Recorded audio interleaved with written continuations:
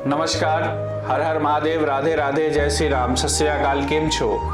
मैं आशा करता हूँ आप सब ठीक होंगे, स्वस्थ होंगे और अपनों का ख्याल रख रहे होंगे। साथ ही खुद भी पॉजिटिव होंगे और आसपास के लोगों को भी पॉजिटिव रख रहे होंगे।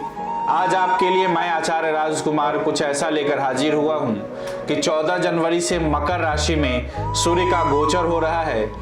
12 राशियों पर क्या होगा इसका प्रभाव, इसके बारे में विस्तार पूर्वक इस वीडियो से बात करेंगे। उससे पहले मकर संक्रांति की आप सभी को हार्दिक हार्दिक शुभकामनाएं और खुद भी तिल गुड़ ग्रहण करें और लोगों को तिल गुड़ का दान अवश्य करें।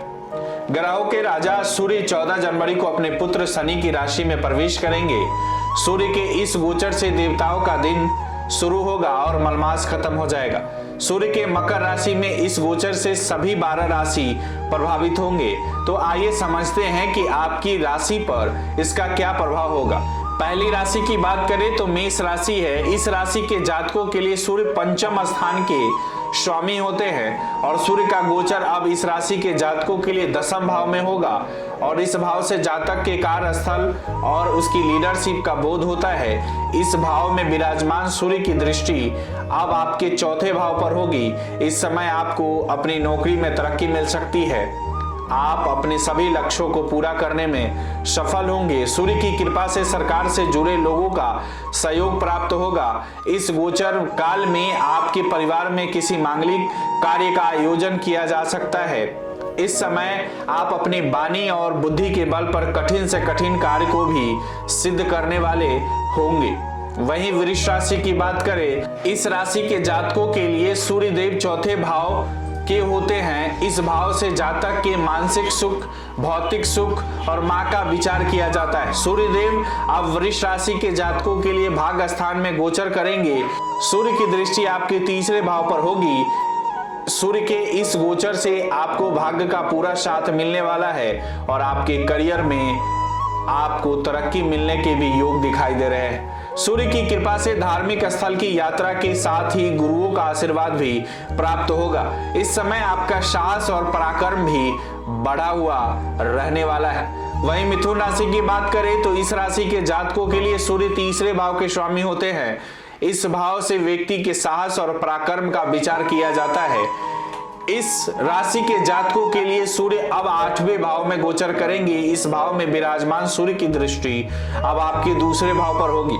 अष्टम भाव में सूर्य का गोचर शुभ नहीं होता। इस समय आपको बेहद सावधानी से वाहन चलाने की सलाह दी जाती है। इस समय आपको धन के लेन देन के मामलों में सावधान रहना होगा। वहीं अपनी वाणी से किसी को नुकसान नहीं करना है। सरकारी नौकरी कर रहे जातकों को इस समय सीनियर का सहयोग नहीं मिलेगा, जिससे आपका मन थोड़ा परेशान हो सकता है।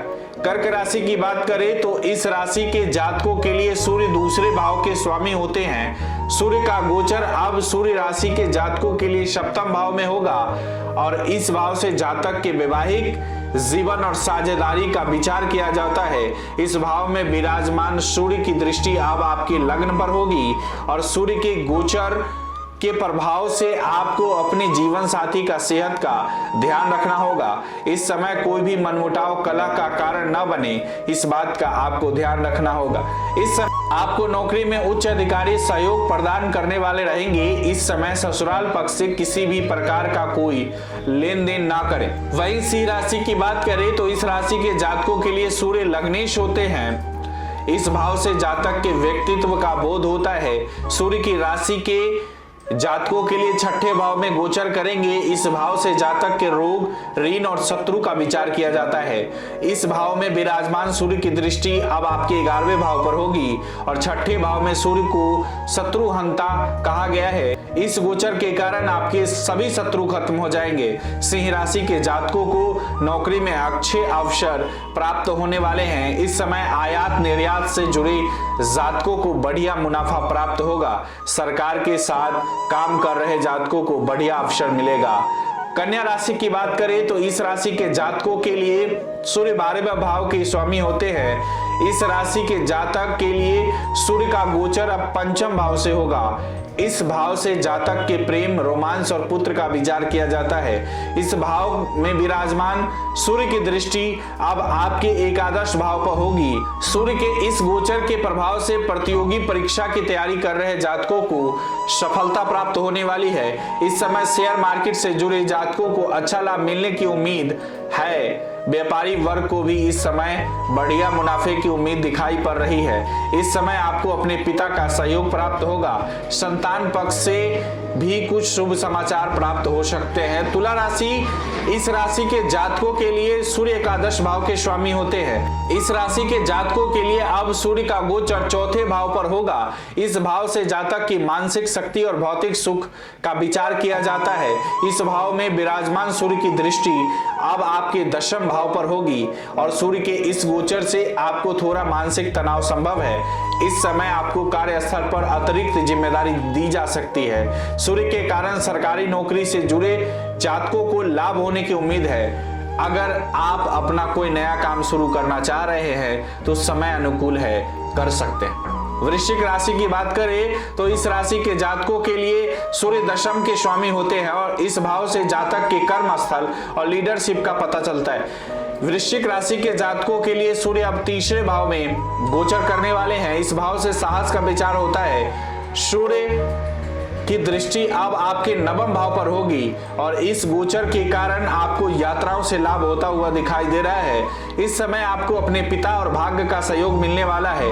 अगर आप अपना कोई नया काम शुरू करना चाह रहे हैं तो इसमें आपको मदद मिल सकती है। सरकारी नौकरी की तैयारी कर रहे हैं तो जातकों को इस समय अच्छी खबर मिल सकती है। आप मेहनत करें तो बेहतर रहेगा। धनु राशि की बात करें तो इस राशि के जातकों के लिए सूर्य नवम भाव के स्वामी हैं और इस राशि के जातकों के लिए सूर्य का गोचर अब दूसरे स्थान से होगा और इस भाव से जातक की वाणी और संचित धन का विचार किया जाता है।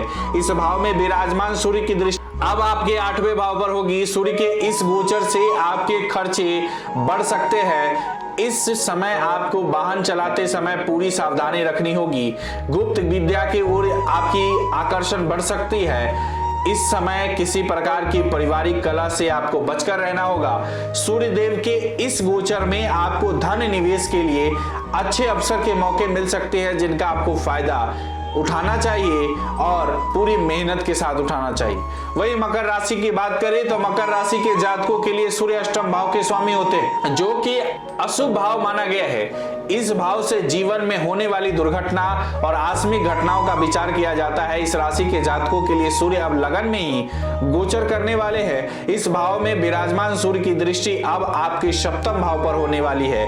इस समय आपकी कार्यों में थोड़ी देरी जरूर हो सकती है। आपके पिता के साथ आपके मतभेद उभर कर सामने आ सकती है। हड्डियों से जुड़ी किसी परेशानी से आपका सामना हो सकता है। इस समय आपको सलाह दी जाती है कि अपनी पत्नी के साथ व्यर्थ की लड़ाई झगड़ा या मतभेद होने वाली स्थिति पैदा न होने दें। वही कुंभ राशि की बात करें तो इस राशि के जातकों के लिए सूर्य मारक स्थान के स्वामी होते हैं। सप्तम भाव से वैवाहिक जीवन और साझेदारी का विचार किया जाता है। इस राशि के जातकों के लिए सूर्य का गोचर अब 12वें भाव से होने जा रहा है। इस भाव में विराजमान सूर्य की दृष्टि अब आपके 6ठे भाव पे होगी। इस समय आपको अपने कीमती सामान का ध्यान जरूर रखें। नौकरी में तरक्की आप चाह रहे हैं तो उसमें अभी थोड़ा समय लगने वाला है, धीरज रखें। इस समय सरकारी नौकरी की तैयारी कर रहे हैं तो जातकों को थोड़ी कठिनाई महसूस हो सकती है। इस गोचर के दौरान आयात और निर्यात से जुड़े कारोबारी वर्ग को पैसे से जुड़ी कठिनाइयां सामने प्रकट हो सकती है या कोई पैदा कर सकता है। वहीं मीन राशि की बात करें तो इस राशि के जातकों के लिए सूर्य 6ठे भाव के स्वामी होते हैं और सूर्य का गोचर इस राशि के जातकों के लिए अब एकादश भाव से होने जा रहा है। इस भाव से जातक के कार्य सिद्धि का विचार किया जाता है। इस भाव में विराजमान सूर्य की दृष्टि अब आपके 5म स्थान पर होगी और इस गोचर के कारण मीन राशि के जातकों के लिए जीवन में खुशियों की बहार आने वाली है। सूर्य के प्रभाव से आपके शत्रु नष्ट हो जाएंगे खुद ब खुद और आपको यात्राओं से लाभ होगा। कारोबारी वर्ग के लाभ होगा और नौकरी कर रहे जातकों को सफलता मिलेगी। अधिकारी आपसे प्रसन्न रहेंगे। जो छात्र सरकारी नौकरी की तैयारी कर रहे हैं उनके लिए भी समय अनुकूल रहने वाला है। अगर आपको यह वीडियो अच्छी लगी हो तो इसे फेसबुक और यूट्यूब पर शेयर और लाइक जरूर करें। इसी तरह और भी वीडियो देखने के लिए जुड़े रहें गणपति ज्योतिष संस्थान से। आपका विचार क्या है वो हमें कमेंट बॉक्स में जरूर भेजें। राधे राधे।